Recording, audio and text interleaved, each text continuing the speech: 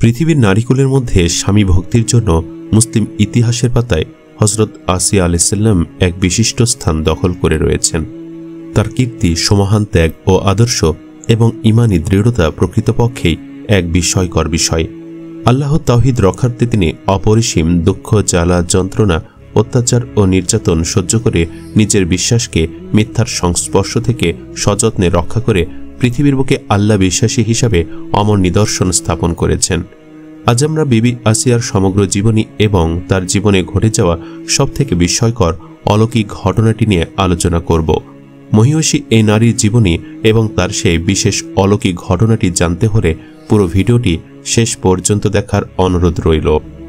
হজরত ঈসা আলাইহিস সালামের জন্মের 1363 বছর পূর্বে আব্বাস শহরে বনী ইসরায়েল বংশে হজরত আসিয়া আলাইহিস সালামের জন্ম। তার পিতার নাম মোজাহাম। তিনি ছিলেন বনী ইসরায়েল বংশের একজন সম্ভ্রান্ত ও ধনী, বিদ্বান, অতিশয় ধর্মপরায়ণ, পুণ্যবান ব্যক্তি। পুণ্যবতী আসিয়া আলাইহিস সালামের পিতা মোজাহামকে সবাই অত্যন্ত ভক্তি ও শ্রদ্ধা করত, কারণ তিনি ছিলেন নবী হজরত ইয়াকুব আলাইহিস সালামের পুত্র লিবিয়ার বংশধর।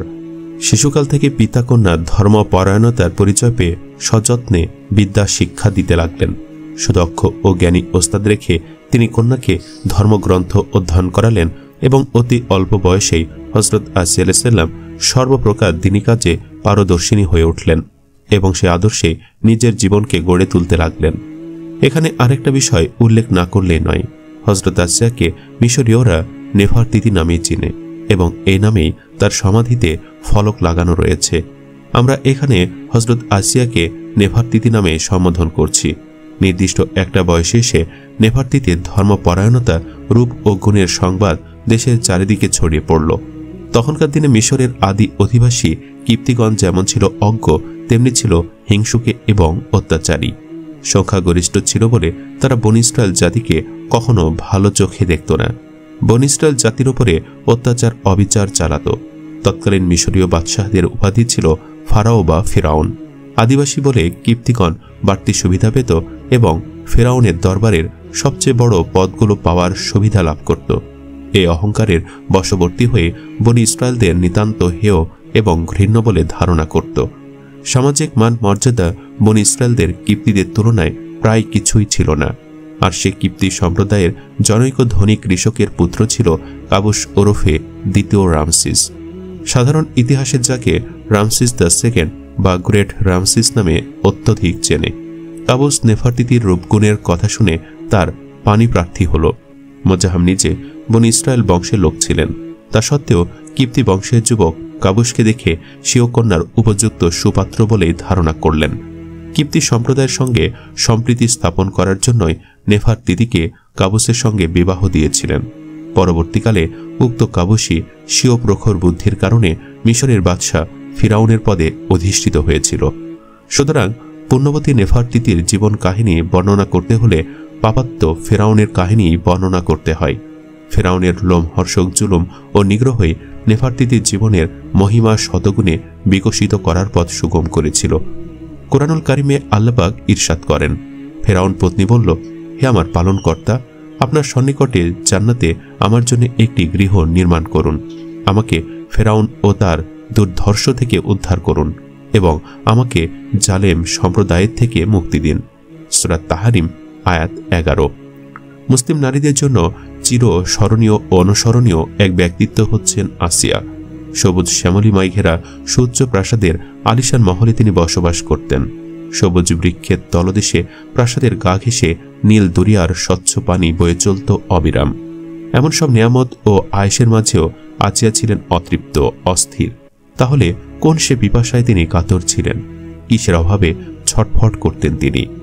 আল্লাহ পাকের কাছে আসিয়া কাতর দোয়া করেছিলেন তিনি যেন তার স্বামীর দুষ্কর্ম থেকে তাকে হেফাজত করেন, তার জুলুমবাজ কওমের হাত থেকে রেহাই দেন তাকে। তিনি আরও বলেছিলেন তার স্বামীর পৃষ্ঠপোষকতায় যে পাপের রাজ্য কায়েম হয়েছে সেখান থেকে বের হতে তিনি উদগ্রীব হয়ে পড়েছেন। অথচ একসময় তিনি স্বামীর খুব ঘনিষ্ঠ ছিলেন, হৃদয় জুড়ে ছিল তার ভালোবাসা। ফেরাউন তার সুউচ্চ রাজপ্রাসাদ, সুদূর বিস্তৃত সাম্রাজ্যে অপ্রতিদ্বন্দ্বী বাদশা ছিল। সে নির্বিচারে প্রজা সাধারণের ওপর সে জুলুম করত। বনী ইসরায়েল ছিল তার অবৈধ অত্যাচারের নিশানা। একদিন রাজদরবারের প্রধান জ্যোতিষী ফেরাউনের কাছে এসে বলল, অচিরেই বনী ইসরায়েলের মাঝে একজন সন্তান জন্ম নিবে, তার হাতে আপনার সাম্রাজ্যের পতন অনিবার্য। জ্যোতিষীর এ সংবাদ বনী ইসরায়েলের ওপর ফেরাউনের পাষান্তটা উতলে উঠল। জ্যোতিষীর এ অসহনীয় কথায় তার উন্মুক্ততা বেড়ে গেল কয়েক গুণ। নিজেকে একটু প্রবোধ দেওয়ার জন্য, মনটাকে একটু সুস্থির করার জন্য বনী ইসরায়েলের ওপর জুলুমের মাত্রা বাড়িয়ে দিল। সে তাদের নবজাতক পুত্র সন্তানদের ধীরে ধীরে নৃশংসভাবে হত্যা করতে লাগল। তবে শুধু কন্যা সন্তানদের জীবিত রাখত। অবশেষে আল্লাহ পাক বনী ইসরায়েলদের ভাগ্যে লিখনে পরিবর্তন আনলেন, তাদের পর্যাপ্ত শক্তি ও ক্ষমতা দান করলেন। ফলে ফেরাউন যে বিভীষিকার আশঙ্কা করত তা স্বচক্ষে দেখতে বাধ্য হয়। ফেরাউনের রাজপ্রাসাদের অনতিদূরে ছোট্ট এক ঝুপড়িতে ইউহানি নামের এক মহিলা বাস করতেন। তার ঘরে একটি সুন্দর ফুটফুটে পুত্র সন্তান ভূমিষ্ঠ হল। ফেরাউনের হিংস্র হাত থেকে বাঁচতে একাধারে 3 মাস গৃহ অভ্যন্তরে লুকিয়ে থাকলেন তিনি। এজন্য ইউহানির প্রতিটি মুহূর্তেই চিন্তা ও আতঙ্কের মধ্যে দিয়ে অতিবাহিত করতেন। নিজের প্রতি নয়, ছেলে মুসার প্রতি ভয় ও ভালোবাসায় তিনি গভীর চিন্তিত হয়ে পড়লেন। তবে আল্লাহ পাক তার সহায় ছিলেন। তিনি তাকে নির্দেশ দিলেন, এই শিশুটির জন্য একটি কাঠের সিন্দুক তৈরি করো, তারপর তাকে সিন্দুকের ভেতর ভরে নীল দরিয়ায় ভাসিয়ে দাও, আর তোমার মেয়েকে সিন্দুকের অনুসরণ করে নীল নদের পাড় দিয়ে চক্কর দিতে বলো। এ ঐশী আদেশ পেয়ে মুসা জননীর চিত্ত প্রশান্ত হল। মন থেকে সব ভয় ডর মুছে গিয়ে অনেকটা নিশ্চিন্ত হলেন তিনি। সুন্দর একটি সিন্দুক বানানো হলো।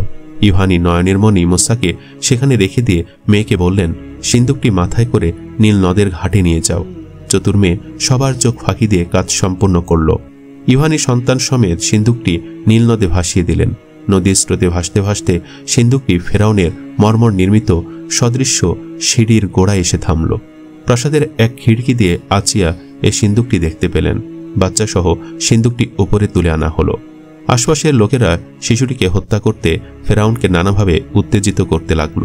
কেউ একজন বলেও ফেলল, মহারাজ, সিন্ধুকে বাচ্চা রেখে নদীতে ভাসিয়ে দেওয়া আসলে আপনার বিরুদ্ধে একটি ষড়যন্ত্র। জ্যোতিষীর কথা অনুযায়ী হতে পারে এই বাচ্চাটি আপনার রাজ্য পতনের কারণ হবে।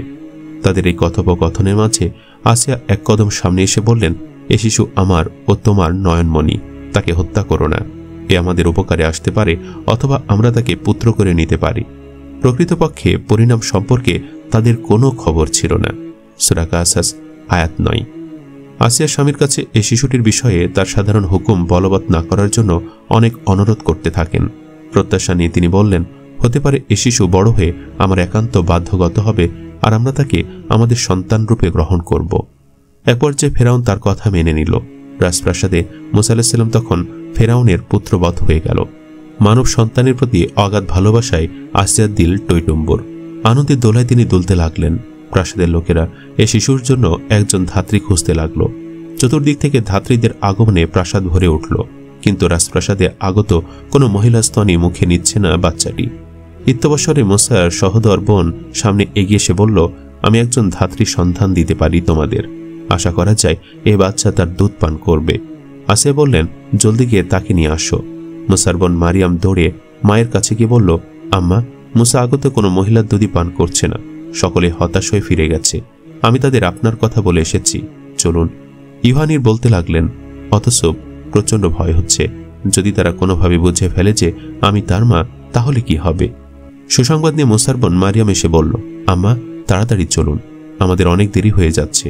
তারা আপনাকে দুধমা হিসাবে মনোনীত করেছেন। উভয়ে রাজপ্রাসাদে রওনা হলেন। সেখানে পৌঁছে দেখলেন মুসার কান্নার আওয়াজ উঠছে। আসিয়া তাকে কোলে তুলে প্রবোধ দিচ্ছে, কিন্তু কান্না থামছে না। মুসার মা ইউহানি তার কাছে গিয়ে বললেন, রানীমা, একে আমার কাছে দিন। আসিয়া মারিয়ামকে লক্ষ্য করে বললেন, এই কি সেই ধাত্রী? মারিয়াম বলল, জি হ্যাঁ রানীমা, আপনি নিশ্চিন্তে বাচ্চাকে তার হাতে দিন, মনে হচ্ছে অবশ্যই সে তার দুধ পান করবে। ইউহানি বাচ্চাকে কোলে নিতে সে নীরব হয়ে গেল। তার চোখে ফুটে উঠল খুশির ঝিলিক। পাশে দাঁড়ানো আসিয়ার খুশি আর ধরে না, কিন্তু চতুর ফেরাউনের মনের ভেতর একটি সন্দেহ দানা বেঁধে উঠল। ফেরাউন তাকে জিজ্ঞেস করল, আচ্ছা বলো তো, কে তুমি? এ বাচ্চা আর সব মহিলা থেকে মুখ ফিরে তোমার দুধিবা কেন মুখে নিল? ইউহানি বললেন, আসলে আমার পেশায় হচ্ছে দুধ পান করানো। সব ধরনের শিশুরাই আগ্রহ ভরে আমার দুধ পান করে। ফেরাউন প্রধানমন্ত্রী হামানকে ইউহানির ভাতা দ্বিগুণ করে তার থাকার সুবন্দোবস্ত করতে লাগলেন। মুসা জননী পরিস্থিতির অনুকূলতা অনুভব করে অত্যন্ত খুশি হলেন। আল্লাহ পাকের ওয়াদা যে এত দ্রুত বাস্তবায়িত হবে তা তিনি ভাবতেই পারেননি। তিনি রানিমার কাছে মুসাকে নিজ ঘরে দুধ পান করানোর অনুরোধ করলেন। আসিয়া বললেন, তোমার যা ইচ্ছে তা করো। মুসার জননী সন্তান নিয়ে ঘরে ফিরলেন। আল্লাহর শুকরিয়া ও কৃতজ্ঞতায় মুখর হয়ে উঠলেন তিনি। তবে আসিয়ার যখনই বাচ্চাটিকে দেখতে মন চাইত, তিনি কাউকে পাঠিয়ে তাকে রাজপ্রাসাদে নিয়ে আসতেন। দুগ্ধপানের মেয়াদ শেষ হতেই মুসাকে রাজপ্রাসাদে দিয়ে গিয়েছিলেন ইউহানি। কিন্তু ফেরাউন জানত না তার গৃহেই আগ্নেয়গিরির এক ভয়ঙ্কর লাভা বিস্ফোরিত হওয়ার জন্য ধীরে ধীরে স্ফীত হচ্ছে। খোদাকে পরিত্যাগ করে হামান সহ যারা ফেরাউনের সামনে সেজদায় লুটিয়ে পড়ত, আসিয়া তাদের প্রতি ভীষণ রুষ্ট ছিলেন। ভীতি ও ভক্তি নিয়ে তারা অসম্ভব সব উপাধিতে ভূষিত করত ফেরাউনকে। এগুলো দেখে আসিয়া সীমাহীন অস্থির হয়ে উঠতেন। ফেরাউনের সকল্পিত প্রভুত্বকে প্রচণ্ডভাবে ঘৃণা করতেন তিনি। হৃদয়ের মণিকোঠায় মুসাকে ধারণ করতেন আসিয়া। প্রগাঢ় ভালোবাসায় ভরিয়ে রাখতেন তাকে। হঠাৎ একদিন একটি লোক হন্তদন্ত হয়ে ছুটে এসে তাকে সংবাদ দিল মুসা জনৈক কিপ্তিকে হত্যা করে ফেলেছে। স্বগোত্রীয় এক লোকের পক্ষ অবলম্বন করে এ কাজটা সে করেছে। আসিয়ার কন্যাদের সেবা করত যারা, তাদের একজনের স্বামী হিজকিল এসে তাকে জানালেন শহরে দুজন লোক ঝগড়া করছিল। একজন মুসার স্বগোত্রীয়, অপরজন কিপ্তি। কিপ্তি লোকটির বিরুদ্ধে অপরজন মুসার সহযোগিতা চাইলে মুসা তাকে প্রচণ্ড ঘুষি মারে, আর এতে লোকটি মারা যায়। আসিয়া মনোযোগ দিয়ে তার কথাগুলো শুনছিলেন। হঠাৎ দূর থেকে ফেরাউনের ক্রোধান্বিত চিৎকারে তিনি সচকিত হয়ে উঠলেন। পরিস্থিতির ভয়াবহতায় আসিয়া খুব শঙ্কিত হয়ে উঠলেন। মুসার প্রতি উৎকণ্ঠায় তার প্রাণ ব্যাকুল হয়ে উঠল। মহান মাবুদের কাছে তিনি মুসার কল্যাণের জন্য প্রার্থনা শুরু করে দিলেন। হিজকিল সেখান থেকে চলে গেলেন। নিজের স্বভাব শুদ্ধতার বদলতে তিনিও এক আল্লাহতে বিশ্বাস করতেন এবং দাম্ভিক ফেরাউনের প্রভুত্বকে প্রত্যাখ্যান করতেন। দ্রুত মুসার কাছে গিয়ে তাকে সতর্ক করে দিয়ে তিনি বললেন, হে মুসা, রাজ্যের পারিষদবর্গ তোমাকে হত্যা করার পরামর্শ করছে, অতএব তুমি বের হয়ে যাও। মুসা অবস্থা বেগতিক দেখে ফেরাউন বাহিনী থেকে আত্মরক্ষার জন্য একদিকে পালিয়ে গেলেন। হিজকিল প্রাসাদে ফিরে এসে দেখলেন আসিয়া মুসার জীবন আশঙ্কায় কম্পমান। তিনি কিছুটা নিচু আওয়াজে বললেন, রানিমা, আর ভয়ের কোনো কারণ নেই। আমি মুসার কাছে সব কথা পৌঁছে দিয়েছি এবং আসন্ন বিপদ সম্পর্কেও সতর্ক করেছি। তাকে শহর ছেড়ে দূরে কোথাও চলে যাওয়ার জন্য সুপারিশ করেছি। একে একে কয়েক বছর কেটে গেল। মুসা আর মিশরে ফিরে এলেন না।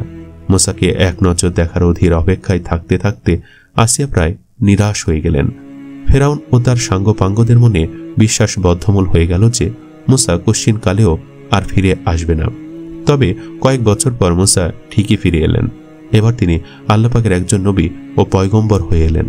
মুসা আলাইহিস সালাম হকের দাওয়াত আর খোদাই শিক্ষায় মহা সওগাত নিয়ে এলেন। আল্লাহ পাক তাকে ফেরাউনের কাছে এ দাওয়াত দিয়ে যেতে বললেন, যার অসহনীয় অত্যাচারে অতিষ্ঠ হয়ে মানবেতর জীবনযাপন করছে বনী ইসরায়েলের লোকগুলো। মানুষকে মাবুদ বানানো দুরাচার কিপ্তিদের লাগামহীন উস্কানিতে অপ্রতিরোধ হয়ে উঠেছে ফেরাউন। এই পাগলা ঘোড়াকে নিবৃত করার জন্যই ইনসাফের চাবুক নিয়ে মুসা আলাইহিস সালাম এলেন। কিন্তু অনাকাঙ্ক্ষিত সেই কিপ্তি হত্যার স্মৃতিটি তার মনে একটা ভয় ধরিয়ে দিল। প্রভুর শরণাপন্ন হয়ে তিনি বললেন, পরওয়ারদিগার, আমি তাদের এক ব্যক্তিকে অনিচ্ছায় হত্যা করেছিলাম।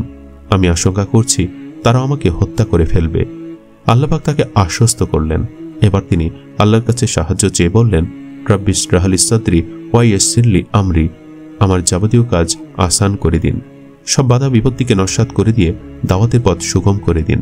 আমার মুখের জড়তা দূর করে দিন, যেন মাধুর্যপূর্ণ ভাষায় হৃদয় গ্রাহী করে আমি তাদের সত্যের পথে ডাকতে পারি। আর আমার পরিবারের একজনকে আমার সহযোগী বানিয়ে দিন, যে আমার মতো একই চিন্তার অনুগামী হয়ে আমার সহযোগিতা করবে। আমার ভাই হারুনের পৃষ্ঠপোষকতায় আমার শক্তি সুদৃঢ় করুন এবং তাকে আমার কাজে সহযোগী বানান। এদিকে আসিয়া এসবের কিছুই জানতেন না। ফেরাউনের দুর্গম শক্তির মোকাবেলায় মুসা আলাইহিস সালাম কি হাতিয়ার ব্যবহার করবেন, কার থেকে সাহায্য নিবেন, তাও তার অজ্ঞাত ছিল। তিনি মুসা আলাইহিস সালাম ও হারুন আলাইহিস সালামের আগমন সংবাদ শুনে ভাবনায় পড়ে গেলেন যে ফেরাউনের কাছে তারা বলবেটা কি, আর কিভাবে যা বলবে। কাছাকাছি থাকার কারণে স্বামীর নিষ্ঠুর স্বভাব সম্পর্কে তিনি খুব ভালোভাবেই ওয়াকিবহাল। এই ভাবনা ও দুর্ভাবনায় তিনি ডুবেছিলেন। হঠাৎ কানে আওয়াজ এলো, মুসা আলাইহিস সালাম রাজপ্রাসাদে প্রবেশ করছেন। অল্পক্ষণ পরেই তিনি সবার সামনে এক মহাসত্যের পয়গাম তুলে ধরবেন। তাদের কথাবার্তা শোনার জন্য আসিয়া দরবারের একপাশে বেলকনিতে আসন গ্রহণ করলেন। আল্লাহর হুকুম বাস্তবায়নের জন্য মুসা আলাইহিস সালাম অত্যন্ত অনাড়ম্বরভাবে রাজপ্রাসাদে প্রবেশ করলেন। সঙ্গে সহোদর ভাই হারুন আলাইহিসসালামও। তাদের প্রতি আল্লাহর আদেশ ছিল, তোমরা ফেরাউনের কাছে গিয়ে বলবে, আমরা তোমার প্রভুর প্রেরিত পয়গম্বর। তোমার অত্যাচার ও অমানসিক নির্যাতনের হাত থেকে বনী ইসরায়েলকে মুক্ত করার জন্যই আমরা এসেছি। বনী ইসরায়েলকে আমাদের সঙ্গে যেতে দাও, তাদেরকে অযথা নির্যাতন করো না। সূরা তাহা আয়াত 47। পাশে গ্যালারি থেকে আসিয়া মনোযোগ সহকারে দরবারের দিকে তাকিয়েছিলেন। ফেরাউন কথাটিকে কোনোই গুরুত্ব দিল না, উল্টো সে গোসা ভরে বলল, মুসা, আজ তুমি আমাকে এ কথা বলছো? আমি কি তোমাকে লালন করিনি? বছরের পর বছর আমার ঘরে খেয়ে পড়ে তুমি বড় হয়েছ। দূর থেকে আসিয়া অত্যন্ত আগ্রহ ভরে মুসা আলাইহিস সালামের কথা শুনছিলেন। তিনি দেখলেন ফেরাউন ক্রোধান্বিত হয়ে উঠছে। এটা চরমে উঠতে হয়তো খুব বেশি সময় লাগবে না, কিন্তু মুসা আলাইহিস সালাম নির্বিকার ভঙ্গিতে মুহূর্তেই এক সাংঘাতিক বাক্য নির্মাণ করলেন। আরে, বাল্যকালে আমার লালন পালনের অনুগ্রহের কথা বলে আমাকে আপনি খোঁটা দিচ্ছেন? শুনুন, এটা ছিল আপনার বর্বরতা আর পাষণ্ডতার আরেক ইতিহাস। যদি আপনার পাশবিকতা সীমা ছাড়িয়ে না যেত, তাহলে নিজ ঘরে আমি সুখে শান্তিতে প্রতিপালিত হতাম। এখানে আসার পরও তো আমার জীবনে নিরাপত্তা নিয়ে সংশয় দেখা দিয়েছিল। আল্লাহ পাকের সীমাহীন মেহেরবানি আমাকে বাঁচিয়ে রেখেছে। অন্যথায় আপনার অভিপ্রায় তো ছিল অন্য কিছু। আপনার প্রাসাদে আমার প্রতিপালিত হওয়াও কি বনী ইসরায়েলের ওপর অমানসিক অত্যাচারের প্রমাণ বহন করে না? একথা শুনে ফেরাউন আরো বেপরোয়া হয়ে উঠে বলতে লাগলো, ইতোপূর্বে তুমি আরো অনেক কিছু করেছ। আমাদের নিরপরাধ একজন লোককে হত্যা করেছ, আর এখন আমাদের অবদানকে অস্বীকার করছো। মুসা আলাইহিস সালাম বললেন, ওই কাজটি তো একান্তই আমার অনিচ্ছায় সংঘটিত হয়েছে। পরে আপনাদের ভয়ে আমি দেশ ছাড়াও হয়েছিলাম। এখন তো রাব্বুল আলামিনের রহমত ও নিয়ামতে আমি অভিষিক্ত। জ্ঞান প্রজ্ঞার মহাসম্পদ তিনি আমাকে দান করেছেন। আমাকে তিনি তার পয়গম্বর বানিয়েছেন। অল্প সময় গম্ভীর থেকে কিছুটা অবজ্ঞার সুরে ফেরাউন বলল, তোমাদের রাব্বুল আলামিন আবার কে? জবাবে মুসা আলাইহিস সালাম বললেন, যদি আপনি নিজের চারপাশের সৃষ্টির জগৎ নিয়ে একটু গভীর চিন্তা করেন, পৃথিবীর প্রতি প্রকৃতি অনুসন্ধিৎস দৃষ্টিতে পর্যবেক্ষণ করেন, এমনকি নিজের জীবন ও এর সুশৃঙ্খল প্রবাহ নিয়ে ভোগ বিলাসের সমূহ সম্ভার নিয়ে সুষ্ঠুভাবে একাগ্র চিত্তে একটু ধ্যানমগ্ন হন, তাহলে আপনি নিজেই উপলব্ধি করতে পারবেন রাব্বুল আলামিন হচ্ছেন আসমান জমিন ও এতদূর ভয়ের মাঝে যা কিছু আছে সবার সৃষ্টিকর্তা ও প্রতিপালক। এর জবাব শুনে ফেরাউনের ক্রোধ কয়েকগুণ বেড়ে গেল। তার আওয়াজে ক্ষিপ্রতা এসে গেল। দরবারের কথাবার্তা শুনে আসিয়া নিজ কামরায় ফিরে এসে বলতে লাগলেন, মুসার উপর এবং যে দিনের দাওয়াত তারা নিয়ে এসেছে, আমি তার উপর পূর্ণ ঈমান আনলাম। রাব্বুল আলামিনের সমীপে নিজেকে সর্বোত্তভাবে সমর্পণ করলাম। এদিকে ফেরাউনের বিকট আওয়াজ দরবার ছাড়ে বাহিরে এসে প্রতিধ্বনিত হচ্ছিল।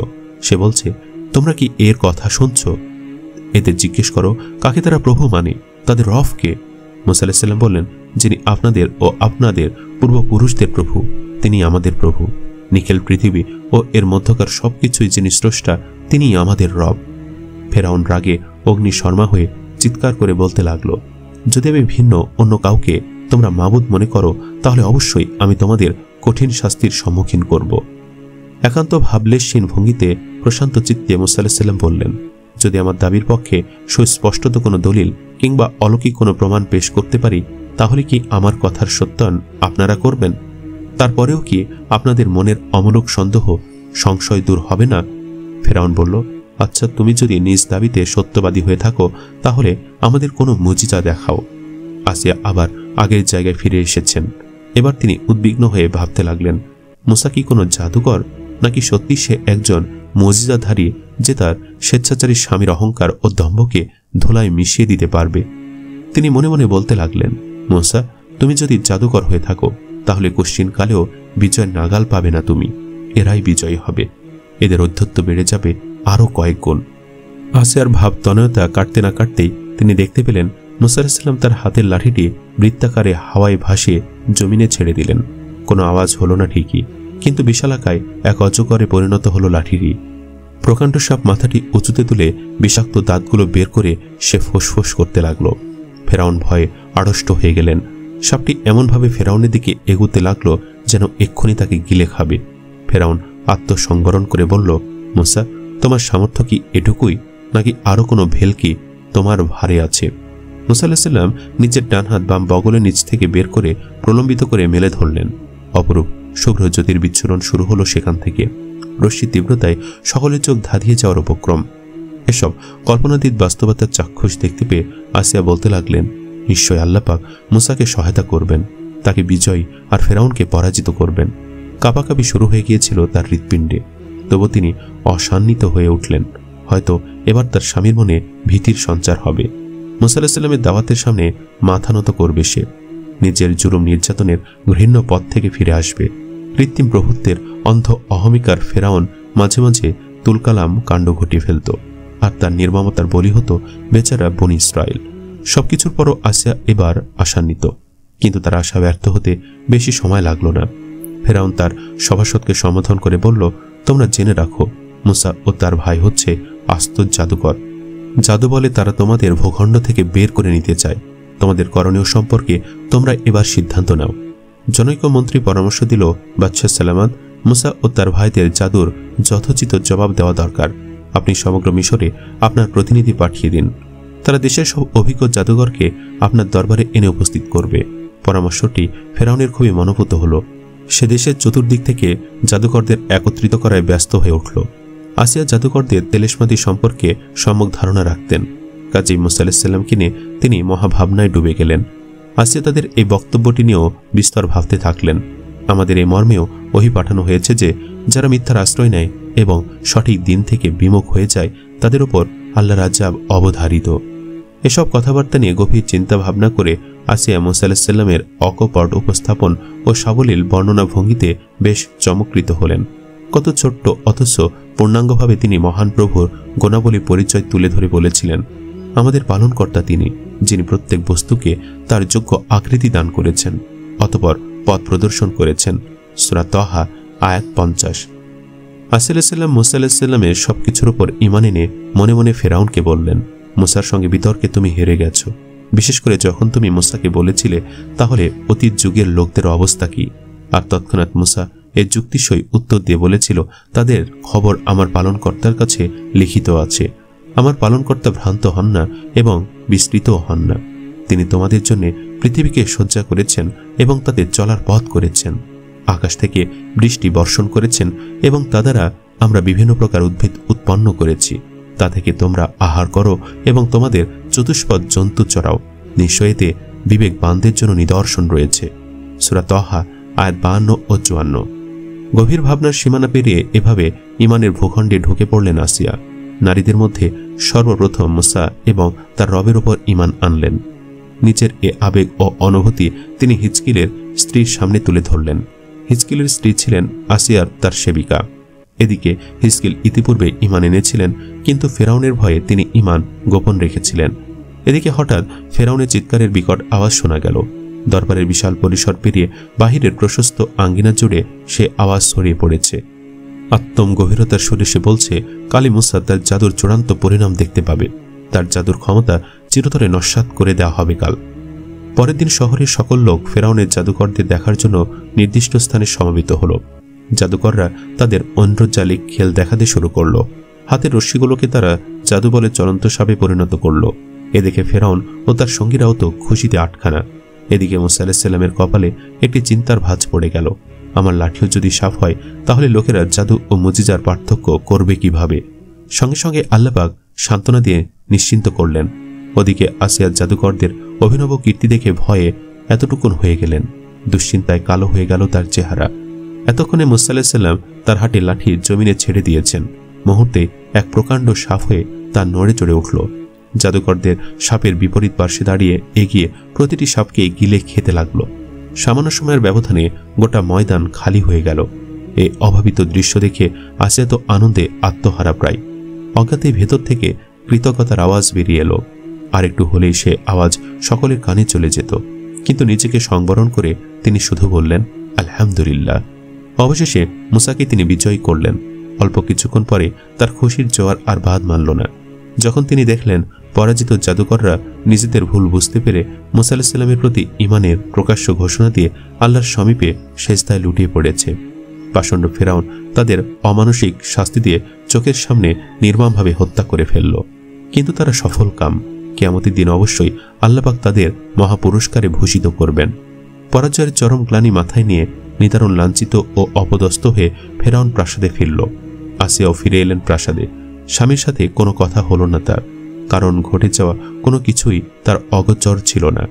নিজের আলিশান সিংহাসনে বসে ভরা মজলিসে দিশেহারা ফেরাউন গম্ভীর হয়ে বলতে লাগলো, তোমরা আমাকে ছাড়ো, মুসাকে হত্যা করতে দাও, ডাকুক সে তার পালনকর্তাকে। আমি আশঙ্কা করি যে সে তোমাদের ধর্ম পরিবর্তন করে দেবে, অথবা সে দেশময় বিপর্যয় সৃষ্টি করবে। এদিকে বিবি আসিয়া দূর থেকে দেখতে পেলেন ভরা মজলিস থেকে এক লোক উঠে দাঁড়িয়ে এর প্রতিবাদ করছেন। ভালো করে তাকিয়ে দেখলেন তিনি ছিলেন হিজকিল। ফেরাউনের নিষ্ঠুর চরিত্রের কথা চিন্তা করে মনে মনে তিনি বললেন, লোকটি এভাবে না বললেই হয়তো ভালো করত। হিজকিল তার ভরাট গলায় যা বলতে লাগলেন তা কোরআনে আল্লাহ তাআলা উপস্থাপন করেছেন। তার কথাগুলো ছিল এমন, তোমরা কি একজনকে এজন্যে হত্যা করবে যে সে বলে আমার পালনকর্তা আল্লাহ, অথচ সে তোমাদের পালনকর্তার নিকট থেকে স্পষ্ট প্রমাণসহ তোমাদের নিকট আগমন করেছে। যদি সে মিথ্যাবাদী হয় তবে তার মিথ্যাবাদিতা তার উপরই চাপবে, আর যদি সে সত্যবাদী হয় তবে সে যে শাস্তির কথা বলছে তার কিছু না কিছু তোমাদের ওপর পড়বেই। নিশ্চয়ই আল্লাহ সীমা লঙ্ঘনকারী মিথ্যাবাদীকে পথ প্রদর্শন করেন না।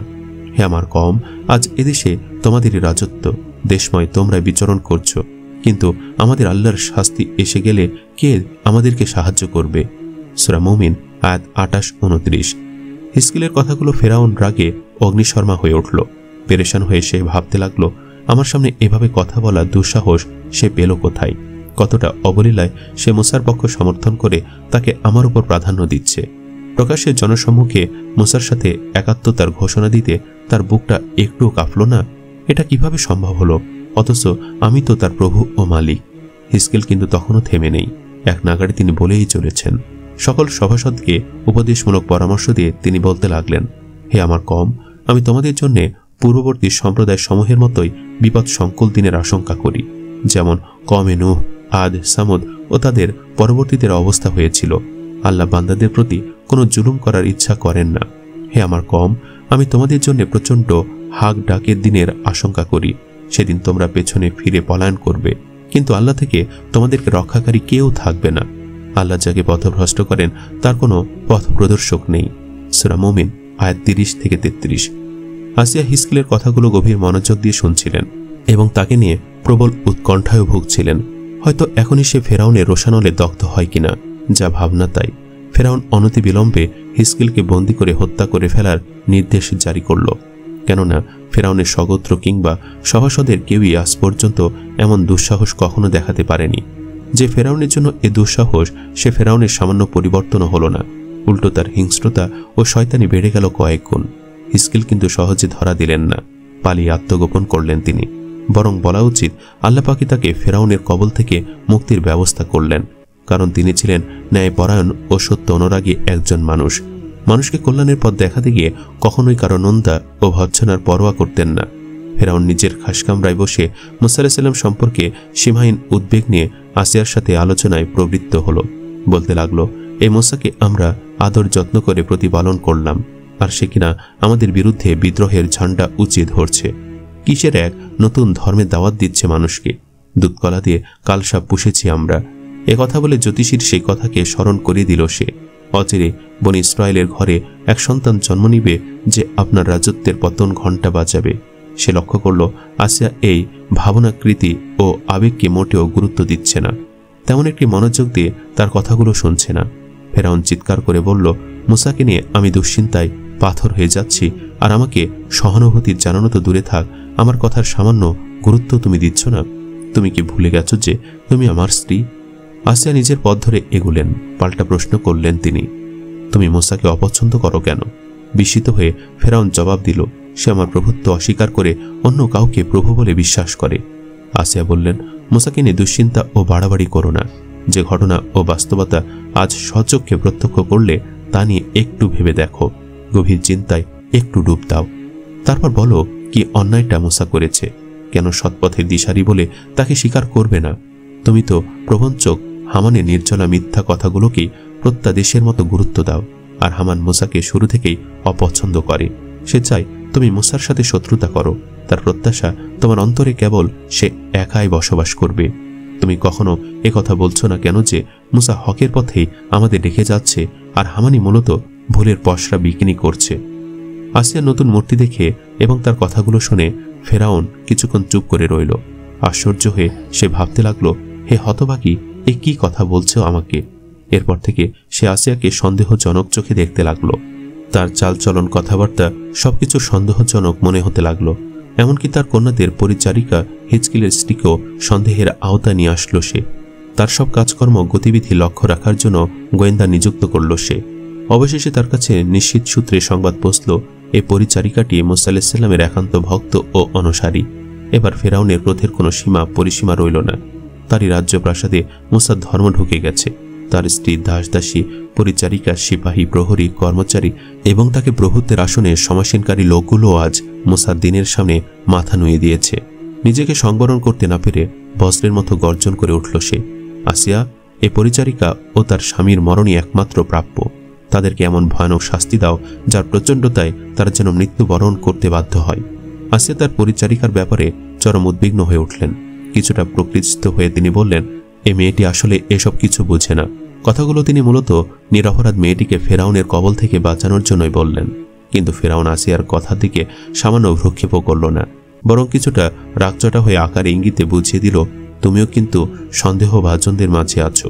মুসার পক্ষপাতিত্বে তুমিও কিন্তু কম চাও না। বিরক্তি ও আক্রমণাত্মক দৃষ্টিতে তার দিকে এক নজর তাকিয়ে ফেরাউন উঠে দাঁড়ালো। তার কড়া নির্দেশ, হিজকিলের স্ত্রী কোথায়? এক্ষুনি তাকে আমার সামনে হাজির করো। ফেরাউনের প্রহরীরা বেরিয়ে এলো। তার কন্যাদের কেশ পরিপাটি করার দায়িত্ব নিযুক্ত পরিচারিকা হিজকিলের স্ত্রীকে আটক করল তারা। কেউ বাহু ধরে, কেউ চুলের মুঠি ধরে নির্মমভাবে টেনে হিঁচড়ে ফেরাউনের সামনে হাজির করল তাকে। প্রশ্ন প্রস্তুত করাই ছিল, সরাসরি বলে ফেলল, সে আরে কুলাঙ্গার মহিলা, তোর প্রভুকে? নিঃশঙ্ক ভঙ্গিতে সে উত্তর দিল, আমার ও তোমাদের সকলের প্রভু একমাত্র আল্লাহ, যিনি আমাদের সকলকে সৃষ্টি করেছেন। বিকট গর্জন করে উঠল ফেরাউন, বদফকত, এত বড় স্পর্ধা তোর! মুখের ওপর আমাকে অপমান! প্রহরী, পুড়িয়ে মেরে ফেলো এ নেমক হারামিটাকে। আর শোনো, এর ছেলেটাকে আগে ওর সামনে জ্বালিয়ে দাও, বুঝুক আমাকে অবজ্ঞা করার মজা কাকে বলে। প্রহরীরা আগুনের এক বিশাল কুণ্ড তৈয়ার করল। এক আল্লাহকে প্রভু মানে ফেরাউনকে কষ্ট দেওয়ার পরিণতিতে আগুনে পুড়তে হচ্ছে এক নারীকে। শুধু তাই নয়, কোলের শিশুটির পর্যন্ত রেহাই নাই। মায়ের চোখের সামনে জ্বলে ভস্মীভূত হচ্ছে নিষ্পাপ বাচ্চাটা। সে যেন মায়ের দিকে ফিরে অব্যক্ত ভাষায় বলছিল, আম্মিজান, আপনি সঠিক পথে আছেন। বিচলিত হওয়ার কোনো কারণ নেই। হৃদয়ে ঝড় তোলা নির্মম এ দৃশ্য দেখে অশ্রুতে চোখ মুখ একাকার করে ফেললেন আসিয়া। ফেরাউনের স্ত্রী বিবি আসিয়ার জীবনে একটি অলৌকিক কাহিনী রয়েছে, আর সেই কাহিনীটি হলো তার মৃত্যুর পূর্বে দোয়া কবুলের কাহিনী। একবার ফেরাউন গভীর রাতে বন্ধু হামানকে নিয়ে আসিয়ার বালাখানার দরজার সামনে দাঁড়িয়ে দেখে আসিয়া এক মনে মাওলা পাকের জিকির করছে আর কাঁদছে। তখন হামান বলে, আমি শেষবারের মতো আপনাকে অনুরোধ করছি, জাহাপনাকে একবার খোদা বলে স্বীকার করে নিয়ে আপনার মহামূল্যবান জীবনটাকে রক্ষা করুন। আসিয়া বলল, সামান্য জীবন রক্ষার জন্য আমি মিথ্যাকে সত্য বলে মেনে নিতে পারবো না। আমার আল্লাহ পাকের পবিত্রতা রক্ষার জন্য আমি 7টি সন্তান বিসর্জন দিয়েছি। এখন এই তুচ্ছ প্রাণের জন্য কিসের মায়া? ফেরাউন বলল, আসিয়া, তুমি আমাকে একবার খোদা বলে স্বীকার করো, নইলে তোমাকে এই দুনিয়া থেকে চিরতরে বিদায় করে দিব। আসিয়া বলল, মানুষ কখনো খোদা হতে পারে না। অন্তরের অন্তরস্থলে যেই আল্লাহর মহব্বত আমি জাগাই দিয়েছি, ওই আল্লাহকে বাদ দিয়ে আমি তোমাকে আল্লাহ বলতে রাজি নই। আমার আল্লাহ পাক ভোরে এত বড় সূর্য পূর্ব দিক থেকে উদয় করে সন্ধ্যায় পশ্চিম দিকে অস্ত করে দেয়। তুমি পারলে সূর্যটাকে পশ্চিম দিকে উদয় করে আর পূর্ব দিকে অস্ত করে দেখাও। এই কথা শুনে ফেরাউন হামানকে বলল, মন্ত্রী সাহেব, আমি আর এই অবাধ্য নারীর কোনো কথাই সহ্য করতে পারছি না। আপনি একটা পেষণ যন্ত্র নিয়ে আসুন। একটি মজবুত পেষণ যন্ত্র আনা হলো। আসিয়া 2 হাতে পেরাক মারল, তারপরে একটা তক্তায় হাজার হাজার পেরেক মেরে তক্তাটাকে চিৎ করে দিল। পেরাকগুলো খাড়া হয়ে গেল। তার উপর আসিয়াকে শোয়াই দিয়ে তাকে চারিদিক দিয়ে পিটাইবার হুকুম দিল। জল্লাদ চারদিক দিয়ে পিটাইতে লাগলো। আসিয়া শুধু আল্লাহ আল্লাহ জিকির করতে লাগলো। এবার আসিয়াকে পেষণ যন্ত্রের ভেতরে আবদ্ধ করে পেষণ যন্ত্র কষাতে লাগলো। নারীর কোমল দেহ, আসিয়ার দেহের মাংস ফেটে রক্ত পড়তে লাগলো। ফেরাউন বলল, একে আমি তিলে তিলে শেষ করব। জল্লাদকে হুকুম করল আসিয়ার মাথায় ছুরি চালাবার জন্য। জল্লাদ যখন আসিয়ার মাথায় ছুরি বসায়, তখন ফেরাউন আসিয়ার কানের কাছে গিয়ে বলে, আসিয়া, তুমি আমার প্রথম স্ত্রী, তোমাকে আমার রাজত্বের অর্ধেক দিয়ে দেব। তুমি গোপনে আমার কানে একবার খোদা বলো, তোমার খোদাই যেন না শোনে। আসিয়া বলে, আল্লাহ পাক মায়ের পেটে 7টা পর্দার নিচে সন্তানের রূহ বোঝান এবং সে কোন হালে আছেন দেখেন। আল্লাহ না দেখার না শোনার জায়গা এই দুনিয়াতে নেই। ফেরাউন হুকুম দিল, হে জল্লাদ, আসিয়ার মাথায় ছুরি লাগাও। যখন জল্লাদ ছুরি চালাই দিল, ঝপঝপ করে রক্ত পড়তে লাগলো। তখন আসিয়ার ঠোঁট নড়তে লাগলো। আর এই মুহূর্তেই ঘটে সেই অলৌকিক ঘটনাটি, জীবনের সবথেকে বড় বিস্ময়কর অলৌকিক ঘটনা। আল্লাহ ডাক দিয়ে বলে, ও ফেরেশতারা আমার, আসিয়া কি বলে শোনো। আসিয়া বলতে লাগলো, মাবুদ গো, আমাকে এমন একটা ঘর দাও, বাহির হবার সময়ও তোমায় দেখি, ঘরে ঢোকার সময় যেন তোমায় দেখি। এই সময় আসমান কাঁদে, জমিন কাঁদে, ফেরেশতা কাঁদে। আসিয়া বলে, আল্লাহ গো, আমার জান্নাত চাই না, ঈমান ভিক্ষা চাই। আমার আল্লাহ বলে, হে আসিয়া, সুসংবাদ শুনে নাও, তোমাকে আমার আরশের পাশে জায়গা দেব। কঠোর যন্ত্রণায় ছটফট করতে করতে ক্ষীণকণ্ঠে উচ্চারণ করল, লা ইলাহা ইল্লাল্লাহ। তিনি শাহাদত বরণ করল। তিনি কতটা ঈমানদার হলে আল্লাহ তাআলা তার দোয়ার বরকতে তার জন্য জান্নাতের সুসংবাদ দিলেন এবং তাকে এতটা মৃত্যুর যন্ত্রণা সহ্য করার পরেও তার মুখে কালেমার বাণী ফুটিয়ে তুললেন।